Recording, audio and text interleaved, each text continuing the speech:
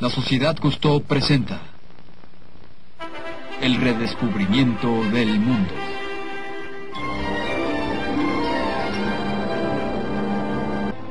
Haití, las aguas del infortunio.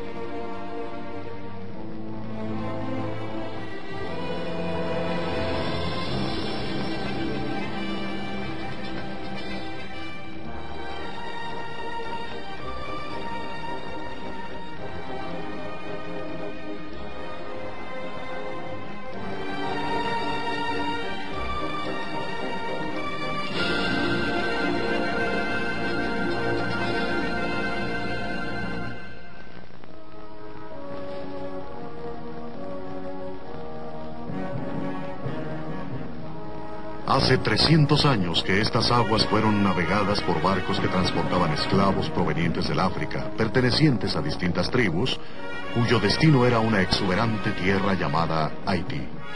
La tripulación del Calipso se dispone a redescubrir una isla que alguna vez fue llamada la Perla de las Antillas.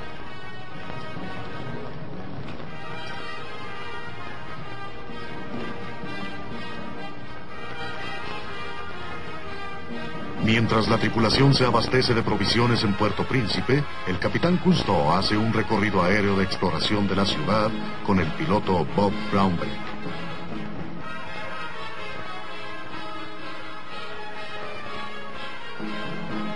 Cousteau ha diseñado esta expedición para observar los cambios hechos por el tiempo y el hombre en una tierra y su repercusión para el futuro. En el pasado, los esclavos negros eran vendidos y comprados en el mercado por los propietarios de las plantaciones azucareras de Haití. Eran llamados maroons. Hoy, la esclavitud es cosa del pasado.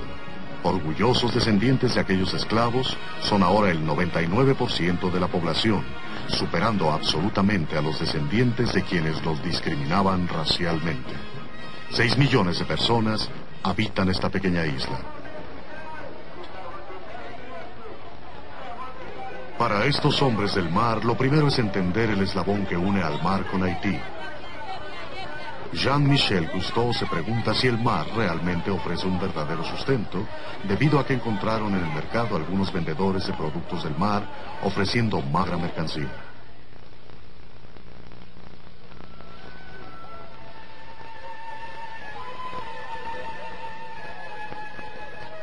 A lo largo de las playas ubicadas al sur de Puerto Príncipe, los pescadores trabajan en algo que parece no tener edad, y lo único que obtienen como resultado de su trabajo es una red con una pesca de ejemplares tan pequeños que con ellos se podrían preparar solo unos cuantos bocadillos.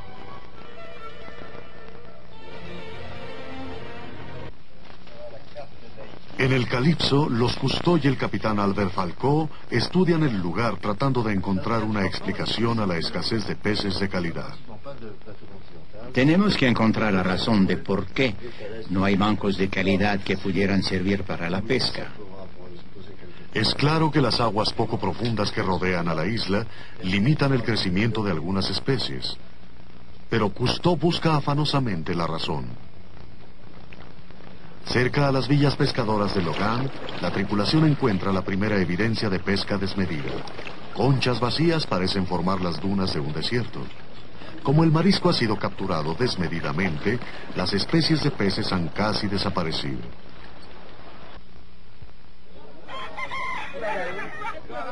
En esta pequeña aldea haitiana, los hombres escapan de su realidad, disfrutando y apostando en una pelea de gallos.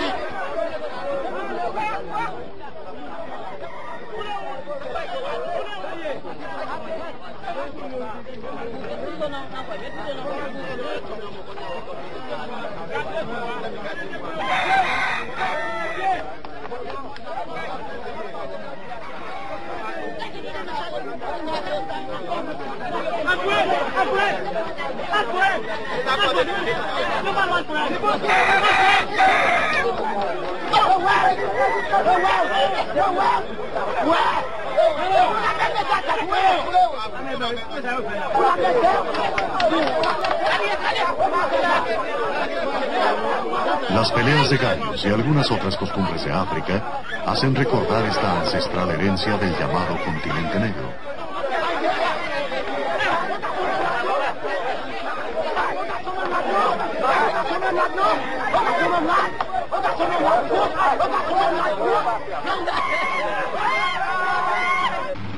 El invencible enemigo que está asolando hoy a Haití es su incontrolable explosión demográfica. Como si fuera émulo de un país, un arrecife arenoso crece sin control, al igual que las familias de los pescadores.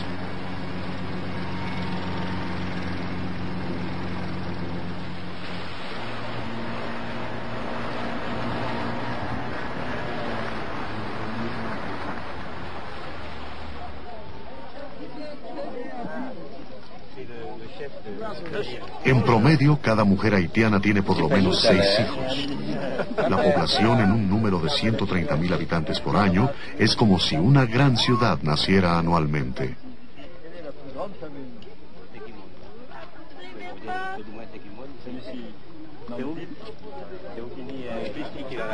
El jefe de la comunidad costeña le habla a Cousteau de los 13 hijos que tiene y señala a algunos de ellos.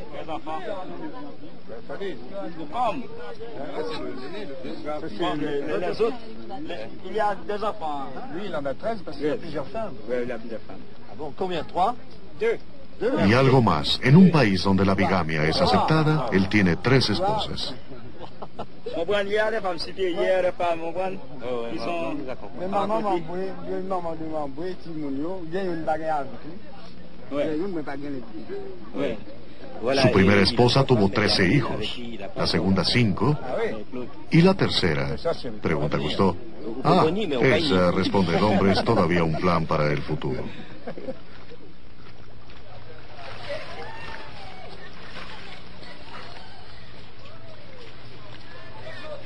En el muelle de Puerto Príncipe, un grupo de mujeres lleva una dotación de frutas y legumbres a la tripulación del Calypso.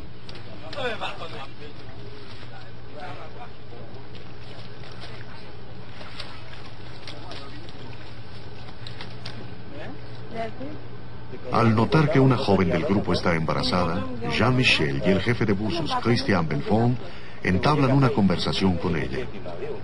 Espera a su 10º hijo y les dice, primero viene de Dios y luego de mi esposo.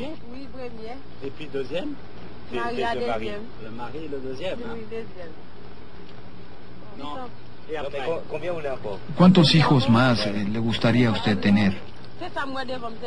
Eso no me toca decidirlo a mí. Es decisión solamente del gran Dios. Y dígame, ¿cómo es su vida aquí en la isla? Nosotras somos muy felices aquí. Cada año tiene lugar una fervorosa peregrinación religiosa.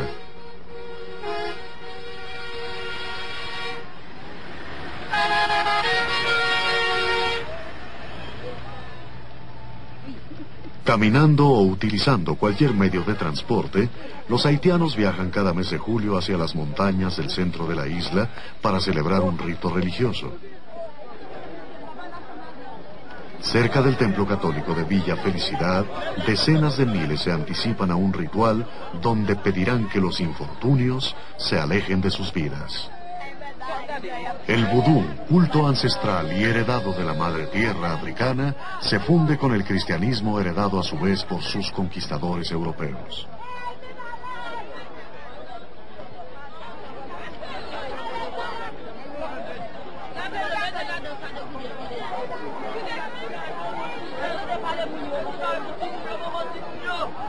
Viajan en honor del dios cristiano llamado el Gran Señor y ruegan a los espíritus vudú que controlan sus vidas.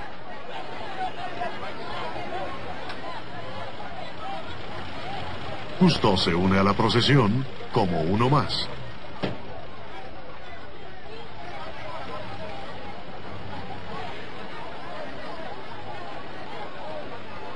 Como si fueran un enjambre humano, poco a poco los celebrantes atraviesan una arboleda que los conduce a una cascada sagrada. Según una leyenda, tuvo lugar una aparición de la Virgen María en lo alto de una palmera, y gracias a eso, el espíritu vudú de Dios habita ahora en la cascada.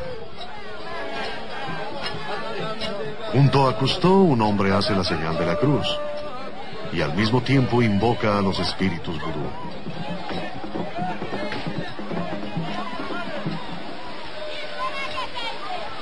La escena es hipnótica, la más extraña fusión religiosa.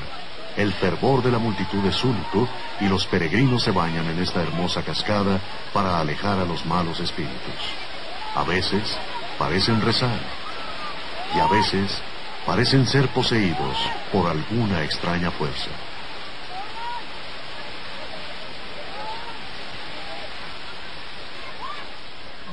Fue el 17 de julio de 1933. A las 3 de la tarde, arriba de una palmera, ocurrió la aparición.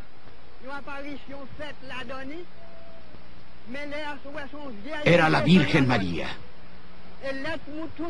Todo el mundo empezó a rezar y notaron su complacencia. Corrí a la sacristía y llamé al sacerdote.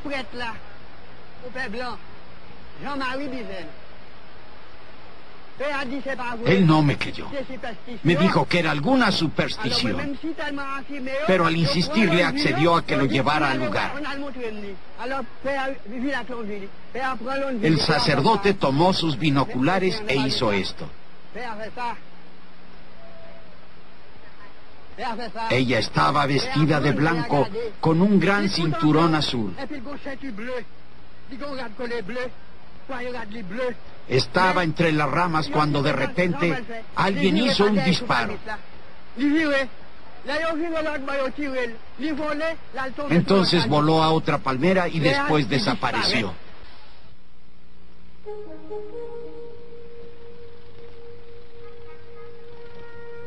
Mientras el calipso recorre la costa de Haití, Jean-Michel y el piloto Braunbeck observan un ritual vudú como mudos testigos.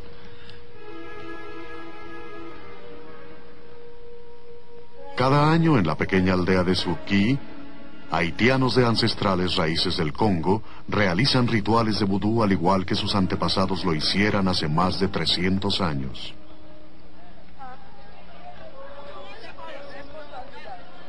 Reverencian el agua creyendo que esta es un camino mágico donde los dioses viajan de alma en alma. Un sacerdote vudú con gran experiencia en el culto de los espíritus actuará como intermediario entre el hombre y los dioses.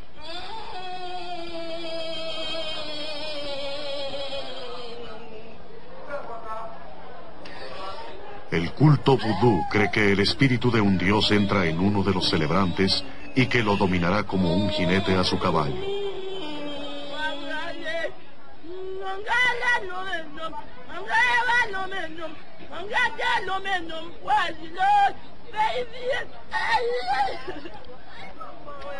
Las contorsiones que hace el poseído revelan la identidad del espíritu vudú que lo domina. Mientras Jean-Michel observa, una joven mujer recita un conjuro como acto de penitencia a una tumba simbólica.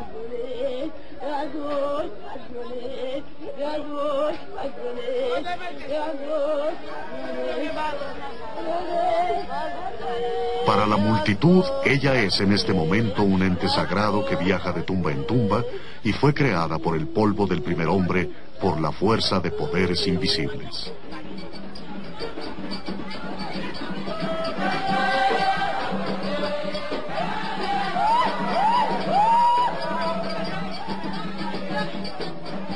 Para los que están poseídos, el sonido hipnótico de los tambores vudú los aleja temporalmente de sus miserias. A través de la larga noche, algunos van cayendo espontáneamente por el mandato de Dios.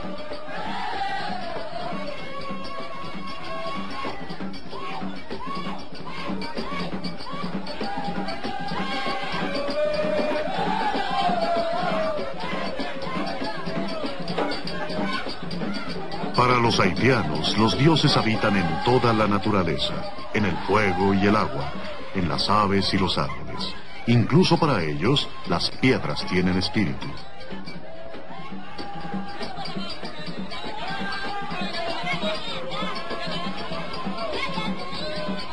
Para complacer a un caprichoso dios, una joven es aplicada con una poción mágica pidiendo a los espíritus la lleven a su mundo. La mágica poción en el ritual vudú es simplemente agua. El frenesí de la noche se acaba con el amanecer y los danzantes acaban exhaustos de una noche llena de devoción, tambores y delirio. La religión oficial en Haití es el catolicismo, pero la mayoría de los haitianos prefieren a los sacerdotes del vudú, pidiendo consejo y curación. El vudú respeta incluso a otras religiones y las invitamos a participar en nuestros ritos. No muy lejos de Surquí, el capitán Cousteau es ahora testigo de un extraordinario rito, una misa católica mezclando ritos del vudú. Con un enorme fervor, como si fuera el muro de las lamentaciones, los haitianos se congregan cada mes de julio en el templo católico de Saint-Jacques-Major y ahí rezan y cantan himnos en sus dialectos criollos.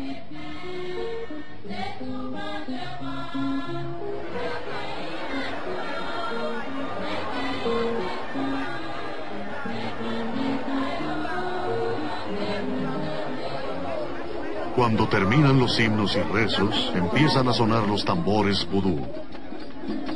La solemnidad de la liturgia de la iglesia se transforma en un ritual terrenal que comienza en una alberca de lodo.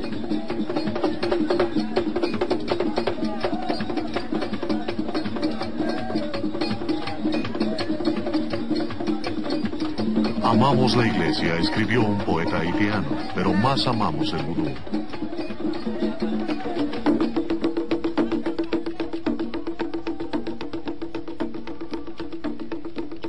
Los devotos creen en la purificación de la mezcla de agua y barro y en la capacidad de ésta para fertilizar.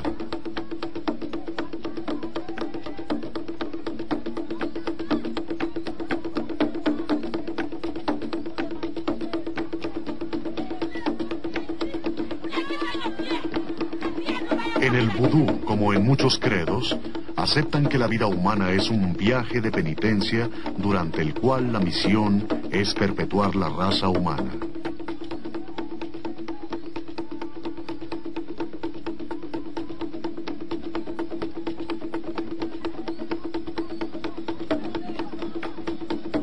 Para los extranjeros, la práctica del vudú es algo demoníaco. Pero para muchos es tan solo una religión más, formada por liberación y sensualidad. Pero estos dioses atribuidos a la naturaleza no difieren mucho de los antiguos dioses griegos y romanos. La gente necesita creer en algo que le dé un significado a su vida. Todo es dentro de una santidad que cree en la renovación de la vida.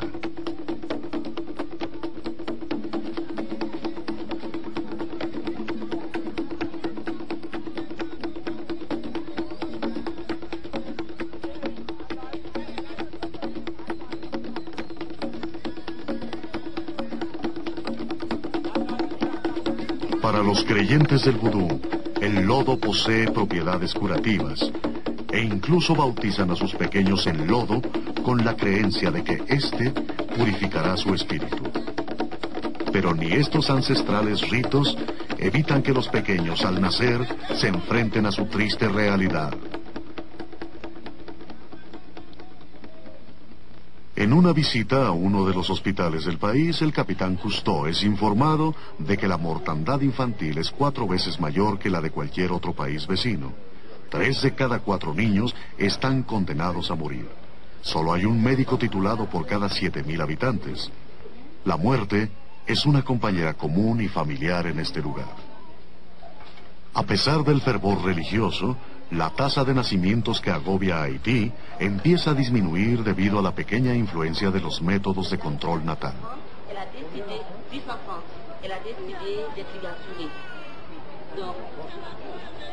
Una mujer le dice a Cousteau que después del nacimiento de su 10º hijo, ha sido ligada para no concebir más. La iglesia afortunadamente no está en contra de estas medidas. En un seminario de Puerto Príncipe, Jean-Michel es informado de que la Iglesia Católica está tratando de cooperar para resolver estos problemas, investigando métodos adecuados de planificación familiar de acuerdo a la dignidad física y moral del hombre.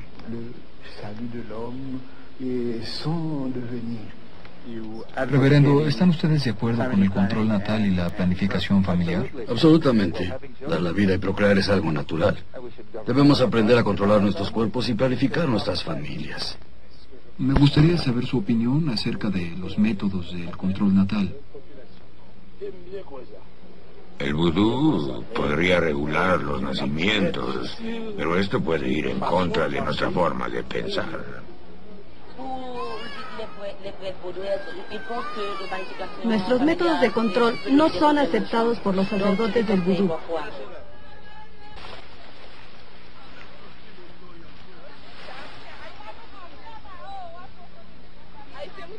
La mayoría de los haitianos lleva una vida precaria y primitiva.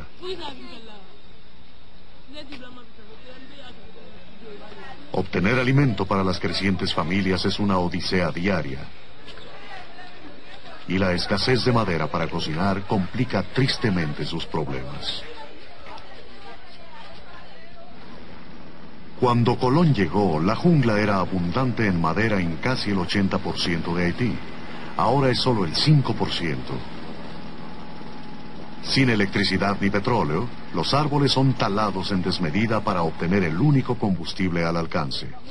Al convertirla en carbón, los haitianos dependen de él como su único combustible, a pesar de que saben que en su intento por fabricar el carbón, terminarán con los últimos árboles que quedan en la isla.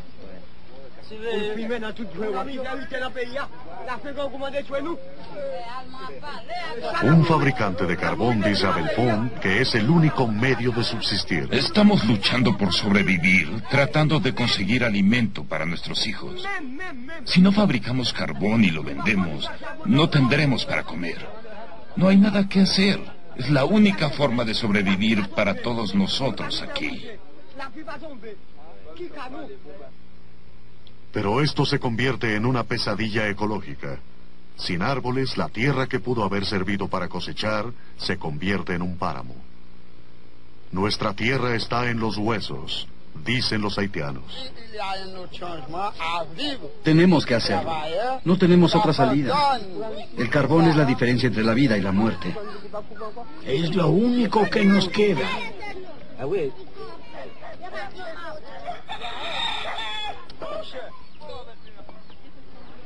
Así, Haití en todos sus rincones se está quedando sin árboles. Los cortan, los queman y ya hechos carbón son transportados a los mercados de las ciudades. Mientras los recursos desaparecen, los planes de reforestación no tienen éxito.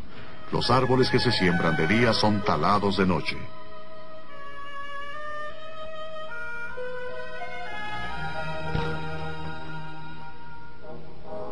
Mientras las existencias de madera decrecen, los constructores de barcos y los carpinteros deben viajar muy lejos para conseguir materia prima.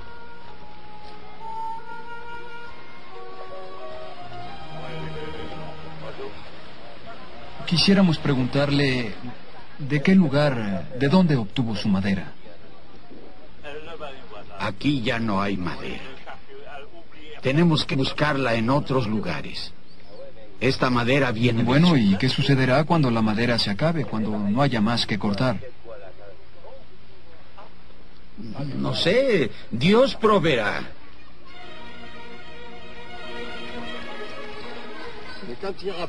Pero, ¿qué sucederá cuando ya no haya más árboles que cortar? ¿Qué es lo que harán?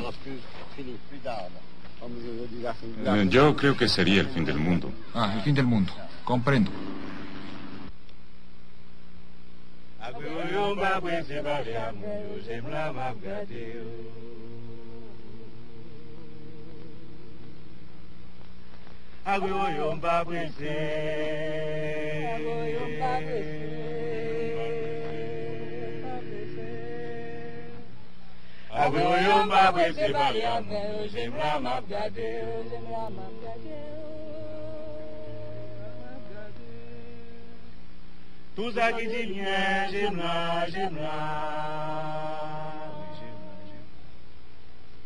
Tous avis mage, voyons pas presser.